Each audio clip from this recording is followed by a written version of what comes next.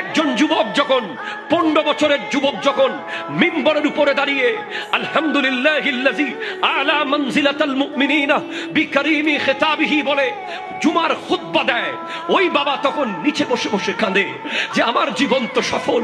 কেন বাবা? তোমার এক ছেলে তো ডাক্তার আছে, তোমার এক ছেলে তো ইঞ্জিনিয়ার আছে, তোমার এক ছেলে তো ব্যারিস্টার আছে, তোমার এক ছেলে তো ব্যবসায়ী আছে, এই ছেলেকে দেখে কেন কাঁদছো? বলে কারণ আমার নবী বলেছেন মানুষ যখন মরে যায় তার সওয়াবের, তার আমলনামা, তার সওয়াব জারি বন্ধ হয়ে যায়, তার আমল বন্ধ হয়ে যায়, কিন্তু তিনটা জিনিস জারি রয়ে যায়। তার মধ্যে একটা হলো আউ ওয়ালাদিন সালিহিন ইয়াদউ লাহু, ওই সন্তান যে বাবার জন্য দোয়া করে, যে মায়ের জন্য দোয়া করে। হ্যাঁ, অবশ্যই ওই যুবক শ্রেষ্ঠ যে বাবার জন্য দোয়া করে, যে মায়ের জন্য দোয়া করে। হ্যাঁ, তখন সে দোয়া করে, সে যখন দায়ী ইলাল্লাহ হয়, সে যখন মানুষকে দ্বীনের পথে ডাকে, সে মানুষকে গানের পথে ডাকে না, সে মানুষকে ফুটবলের পথে ডাকে না, সে মানুষকে ক্রিকেটের পথে ডাকে না।